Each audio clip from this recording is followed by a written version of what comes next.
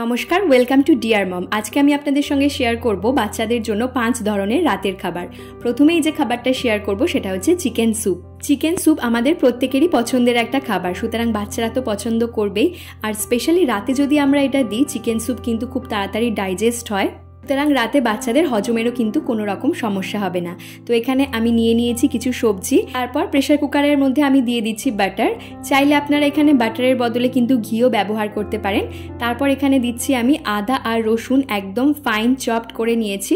আদা রসুনটা বাটারে একটুখানি হালকাভাবে ফ্রাই করে নেব। তারপর এর মধ্যে ভালোভাবে কুচিয়ে নেওয়া যে চিকেনটা রয়েছে সেটা এর মধ্যে অ্যাড করে নিয়েছি। চিকেন, আদা, রসুন একটু কিছুক্ষণ নাড়াচাড়া করিয়ে নেওয়ার পরই এর মধ্যে আমি দিয়ে দিচ্ছি গোলমরিচ গুঁড়ো। তারপর এর মধ্যে আমি সবজিগুলো অ্যাড করে দেব। সবজির মধ্যে আমি নিয়েছি গাজর, রয়েছে ক্যাপসিকাম আর বিনস। এরপর সবজিটা কিছুক্ষণ নাড়াচাড়া করে নিয়ে পরিমাণ মতন জল আমরা এর মধ্যে অ্যাড করে দেব। আমি এখানে গরম জল অ্যাড করছি। জল অ্যাড করার সাথে সাথে আমি এর মধ্যে লবণও দিয়ে দিয়েছি। তারপর 5 থেকে 6টা হুইসেল দিয়ে নিলেই একদম চিকেন, ভেজিটেবলস সব কিছু সুন্দরভাবে বয়েলড হয়ে যাবে। তো এখানে আমি একটা ছাঁকনির মধ্যে নিয়ে নিচ্ছি।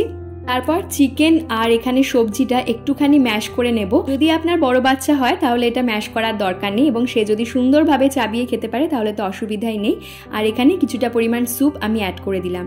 ভীষণ সুন্দর হয় খেতে, কিন্তু বাচ্চারা ডেফিনেটলি পছন্দ করবে, বাড়িতে বানিয়ে দেখবেন। তাহলে চলুন এরপর নেক্সট রেসিপিটা দেখে নেওয়া যাক। নেক্সট রেসিপি হচ্ছে ওটস পরিজ।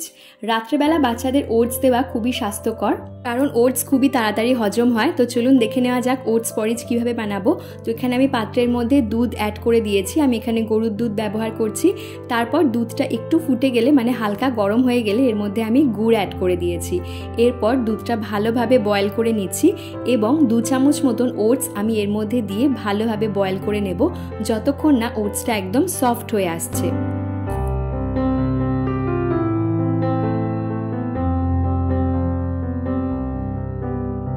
তাহলে এই যে আমাদের তৈরি হয়ে গেল ওটস পরিজ।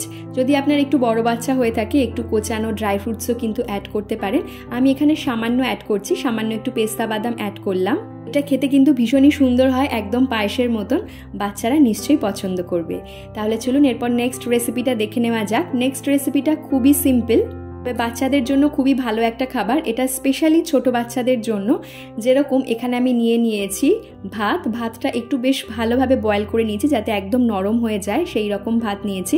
তারপর এর মধ্যে আমি দিয়ে দিয়েছি সেদ্ধ আলু। ভাত আর আলুটা ভালোভাবে ম্যাশ করে নিয়ে এর মধ্যে আমি গুড় অ্যাড করে দিয়েছি। তারপর দিয়ে দিচ্ছি দুধ।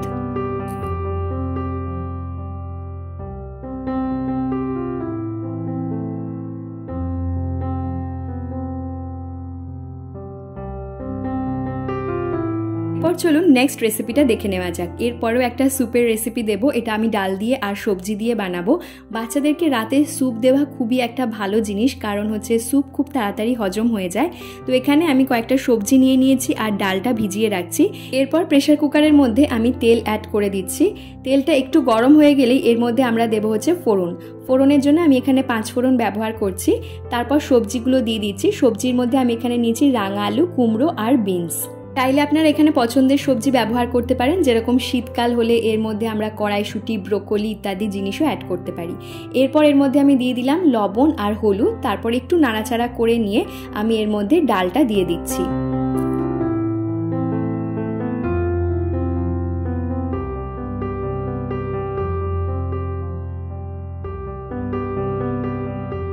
পাঁচটা থেকে 6টা হুইসেল দিয়ে নিলেই ডাল এবং সবজি সমস্তটা সেদ্ধ হয়ে যাবে। তারপর এটা আমি একটা ছাঁকনির মধ্যে নিয়ে নেব, যাতে সবজিটা একটু ম্যাশ করে নিতে পারি।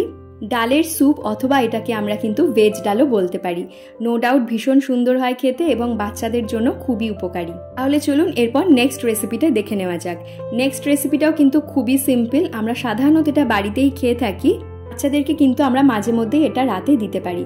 তো এখানে আমি নিয়ে নিয়েছি 1টার মতন সেদ্ধ আলু। আলুটা প্রথমে ভালোভাবে ম্যাশ করে নিচ্ছি। তারপর আমি এর মধ্যে অ্যাড করে দেব গলানো ভাত। ভাতটা একদম নরম করে আমি সেদ্ধ করেছিলাম। তারপর আলু আর ভাতটা ভালোভাবে মিশিয়ে নিচ্ছি। তারপর বাড়িতে আমাদের যে নর্মাল ডাল হয়, সেই ডালই কিন্তু আমি এর মধ্যে অ্যাড করে দিচ্ছি। চাইলে এর মধ্যে আপনারা কিন্তু বয়েলড এগও দিতে পারেন। এগ একদম হাতে করে ম্যাশ করে নিয়ে তারপর দিতে পারেন। তবে যেহেতু এটা রাতের খাবার যতটা সিম্পল রাখা যায় ততই ভালো, সেজন্য আমি এগটা দিলাম না। তাহলে এই ছিল ছোট বাচ্চাদের জন্য রাতের খাবারের কয়েকটা আইডিয়া।